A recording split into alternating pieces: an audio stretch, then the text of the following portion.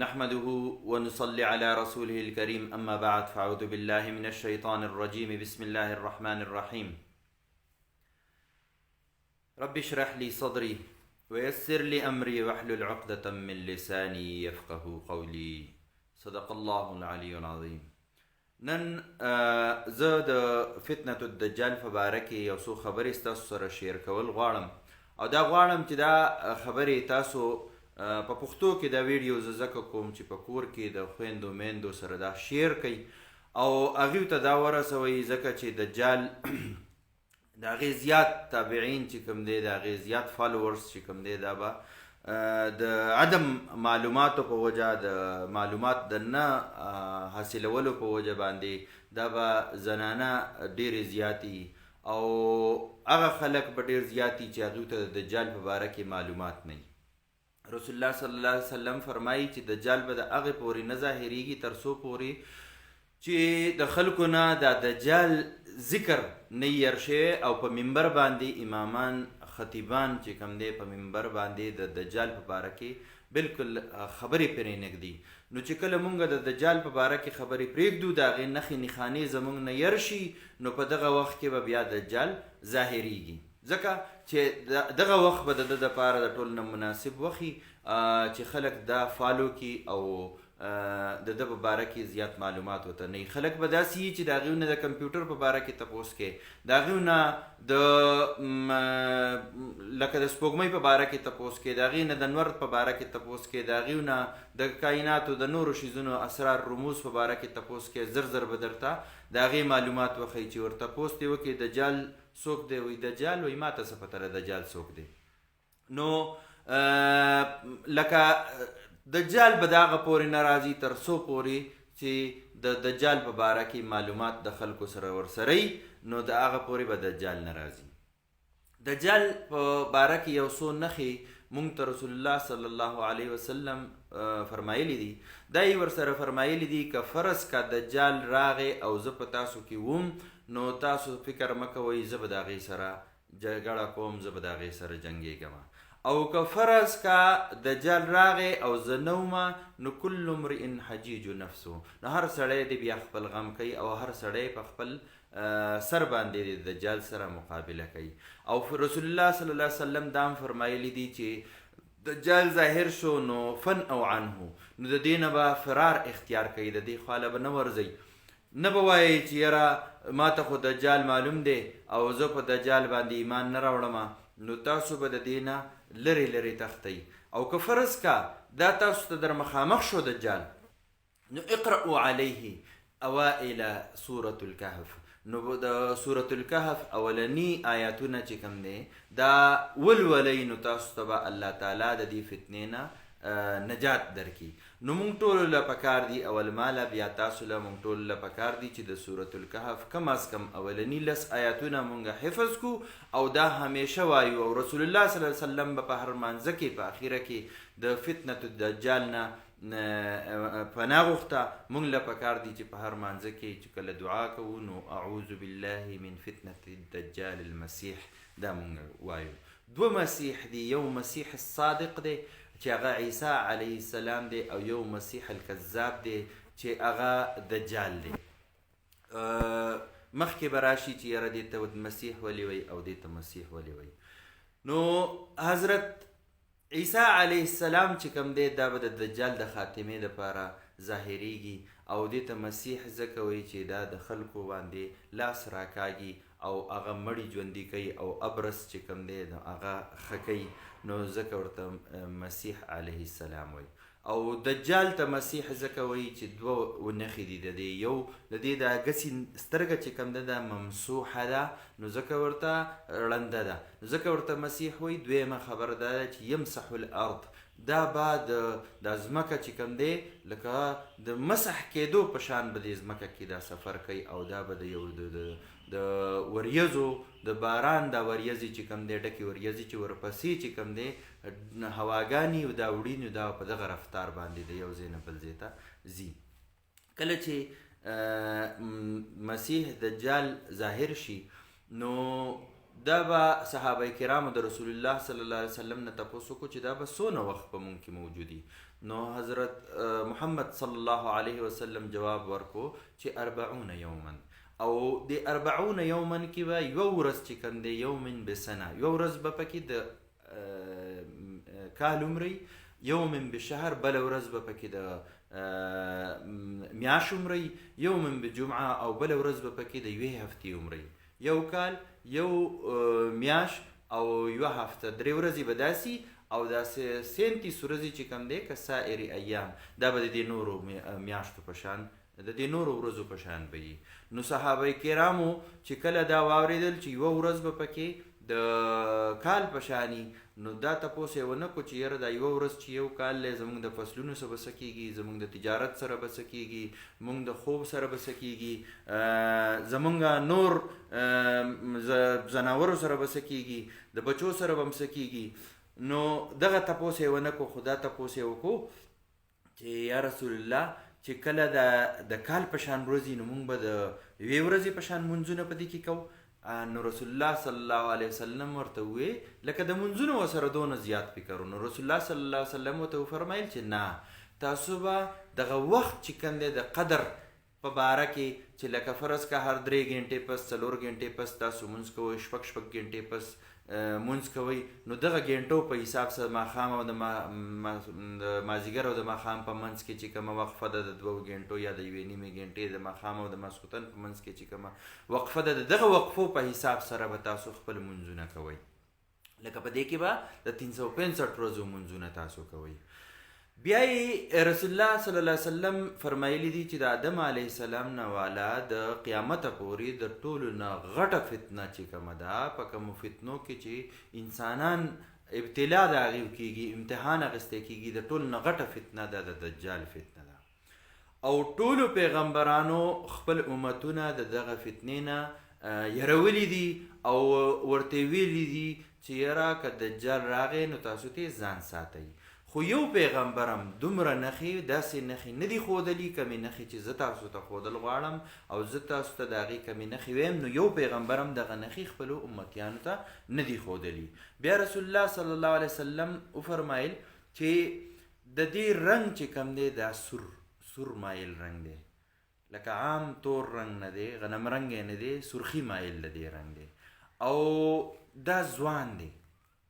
دجال چې کم دی دا ځوان دی، زمونږ په شان انسان دی، بنی آدم دی، زمونږ په شان دی، بنی آدم دی او ځوان دی. او د دې د ګچې سترګه د کله چې د عنب التافهه، کله چې د انګور په دې کې یوه دانه د دې نه اوبه ختمې شي، انګور د دانې نه اوبه ختمې شي، دقه شان وچه شوې به وي، دا یوه سترګه به یې وچه شوي، د انګور د هغه وچې دانې چې یا ته وچکه غوندې جوړه شوي، او یا که مونږ نوی انګور خوشه راواخلو په دې کې یو انګور نیم هغه وچ شوی اوبه ترې لرې شوي، نو د دغې په شان به وي. نو او په دې تندي کې په دې ځای کې به لیکلي کفاره، کافرې، او چې څوک خط و کتابت پیژني او مؤمنان هغه به ویني، او که څوک مؤمنانی او خط و کتابت د تنی معلوم هغه به هم دا پیژني، دا نښه به پیژني چې یاره د کافر نښه په دې باندې لیکلې ده. نو د مؤمن دپاره الله تعالی دا نښې ښودي دي، مؤمن به دا نښې یني. بل د دې جسامت چې کم دی نو دا قصیر الجسامه دی، دا قصیر الجسم دی او جسیم دی، دا ډیر ډک بدن دی د دې، او قصیر دی دا لنډی بدن دی د دې، او افحج دی د دې په دې خپو په دې منځ کې فاصله ده، د عامو خلکو نه زیاته فاصله ده، بدې ښکاري. افحج دی د دې د خپو په منځ کې، د پنډو په منځ کې ډېره غټه فاصله ده، د عامو خلکو نه زیاته فاصله ده، دا بدې ښکاري. او دې له به د سحر داسې طاقت خدای پاک ورکړی چې دا به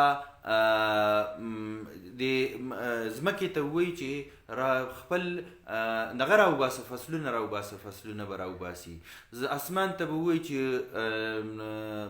باران وکړه، باران به وکړي. په یو قوم به دا راشي او هغوی ته به ووایي چې زه ستاسو اول به د دعوه چې کوم وي نو دا به وي چې زه نغه یم نبي یم او رسول الله صلی الله علیه وسلم فرمایي چې زمانه پس نبی نشته دی او د دې نه مخکې به 29 دجالون نور راځي. دجال ډېر غټ دروغجن ته وایي. نو په هغې کې څه لکه مسلمه کذاب، اسود عنسی، سجاح او دغه شان د میرزا قادیانی وغیره د دې په شان دجالون سره راغلي دي څه به راځي.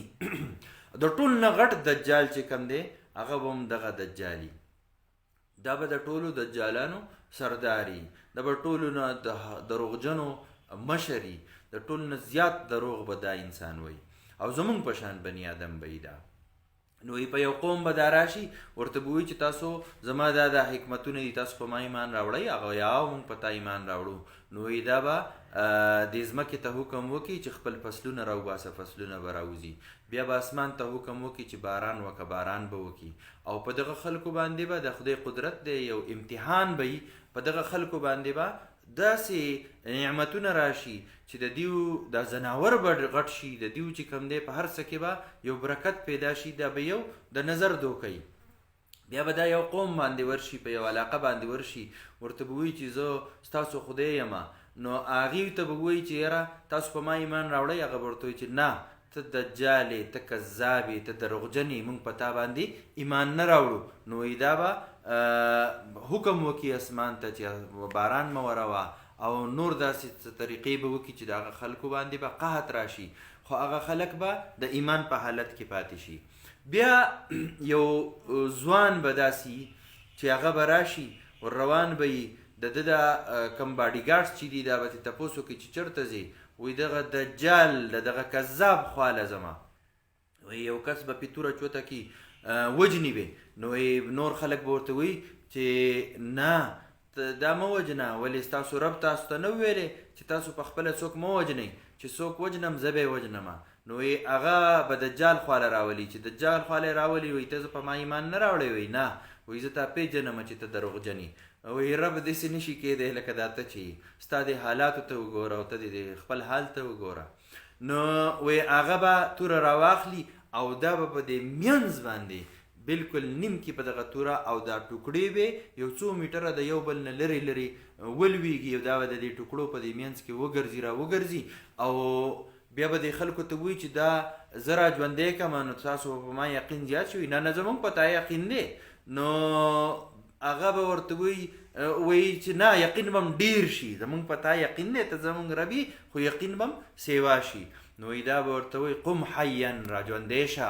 نو هغه به چې را ژوندی شي ورته وایي چې اوس هم په ما باندې یقین نه کوې. هغه به ورته وایي چې اوس هم په تا یقین نه کومه، بلکې زما یقین نور هم سیوا شو چې ته حقه دجال یې. نو دا به توره راواخلي، داسې به په دې مرۍ وله کېږي راګزار کړي مرۍ ته. خو بیا به الله تعالی په دې مرۍ باندې یو داسې خول غوندې جوړ کړي او دا به چې د تانبې یو خول جوړ کړي دا به نشي وجلی.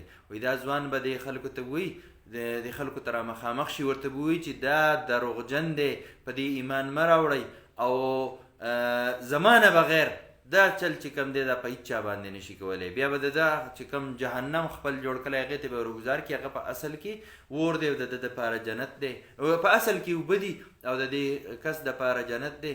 او د خلکو په مخ کې چې هغه ورګزار کړي نو هغې ته به دا خیال راشي چې یاره دا جهنم ته ګزار کو. او چاته وایي ستا مور او پلار د قبر نه راوباسم، نو وایي چې هغه وایي چې راویې باسه. نو چې راوځي نو دا به جناتو ته د حکم کړی، جنات به د هغې په شکل کې راوځي. نو جادو دی، خو د خلکو به دا خیال راشي چې یاره دا خو یې په رښتیا زما مور او پلار د قبر نه راویستل. دغه فتنې نه دی خدای پاک مونږ بچ کړي. او یو د دې دجال نه مخکې به یو کس یي چې د هغه رسول الله صلی الله علیه وسلم وایي اسمه که اسمي، اسم زما نوم یې زما د نوم په شان دی، محمد دی. اسم ابي که اسم ابيه که اسم ابي، او د هغه د پلار نوم زما د پلار په شان دی، لکه د ده نوم محمد بن عبدالله دی. و انه منا، او دا زمونږ نه دی، زمونږ د اهل بیتو نه به وي. او دا چې کوم دی د ده سره به څه کسان ورسره او دوی به لاړ شي په فلسطین کې یو ځای کې به مشورې کوي چې یاره موږ د دې سره څنګه جګړه وکړو، نو دا دجال چې کوم دی دا به دغه ځای ته نشي ورتلی، او دا خلک به مشورې کوي چې موږ څنګه بار بار به مشورې کوي چې موږ څنګه د دې سره جګړه وکړو. دا مهدي دی. نو د مهدي په قیادت کې دا خلک به را جمع شوي. په دغه وخت کې به عیسی علیه السلام چې کوم دی د اسمان نه نزول وشي، د دوو ملایکو باندې داسې لاس چې کوم دی د ایښودي، د ګیرې نه به چې کوم دی د اوبه د ملغلرو په شان چې کوم دی رابهیږي، او دا به په شام کې یو مناره ده، هغه منارې باندې به د نزول وشي. بیا به د فجر وخت به او دا خلک به د فجر د مانځه تیاری کوي د مهدي په قیادت کې، او مشورې به هم کوي. دغه وخت کې به تیاره شي او عیسی علیه السلام چې کوم دی دغه خلکو خوا ته به راشي، او چې کله رڼا شي بیرته عیسی علیه السلام به د دوی په مخونو باندې لاس راکاږي، مخونه به یې مسح کي، او دیو ته به دیو چې دا کم جنگ کوي د دې دجال سره، د دې د عظمت په باره کې، د دې د ثوابونو په باره کې به عیسی علیه السلام چې کوم دی بیان وکي. او بیا چې کله مونځ کوي نو د مهدي به ورته وایي چې مخکې شه مانځه ته، نو عیسی علیه السلام ورته فرمایي چې دا د رسول الله صلی الله علیه وسلم د امت حق دی، انها اقیمت لامت رسول الله صلی الله علیه وسلم. ته مخکې شه، زما دا حق نشته دی، د امامت کول چې کوم دی دا د امت محمد صلی الله علیه وسلم حق دی. نو وایي مهدي به مخکې شي او مونځ به وکړي. بیا به چې کله عیسی علیه السلام راوځي نو دجال چې کوم دی هغه به مخکې عیسی علیه السلام ورپسې، او دجال به بیا د یرې نه رپیږي. چې د یرې نه کله رپیږي وایي بیا یو وخت به داسې راشي چې عیسی علیه السلام به دا مړ کړي، او عیسی علیه السلام چې کوم وخت دی د نعمتونو وخت دی، او دا د ډیر برکتونه به راشي، او نور دینونه نور ادیان به ختم شي، صرف اسلام به پاتې شي، او ټول خلک چې کوم دی دا به د عیسی علیه السلام په قیادت کې د اسلام پیروکاري، او عیسی علیه السلام به د رسول الله صلی الله علیه وسلم یو عام امتی. نو دا ویډیو تاسو ډیر زیات شیر کړئ، او چې ټول زمونږ ځوانان چې کوم دی هغه د دجال په باره کې دوی ته معلومات حاصل شي، او زمونږ څونه چې خلک دی که هغه زمونږ خویندې میندې دي، که هغه زمونږ وروڼه دي، که هغه زمونږ بچي دي، زمونږ نسلونو ته د دې پته ولګي، او د علماو نه تاسو بار بار نور تپوس وکئ. او د دې توره چې کوم ده د دې هتیار چې کوم دی سورة الکهف دی، که غونډ سورة الکهف مونږه حفظ کولی شو ښه، که نه شو نو رسول الله صلی الله علیه وسلم وایي چې اقرؤوا علیه اوائل سورة الکهف، د اوائل د کم آیاتونه چې دي او ابتدایي کم آیاتونه د سورة الکهف دي دا پې وایي، الله تعالی به تاسو له د دغه فتنې نه نجات درکړي. الله تعالی دې مونږ ټولو له د فتنة الدجال نه نجات راکړي. آمین. وصلی الله تعالی علی خیر خلقه و اصحابه اجمعین.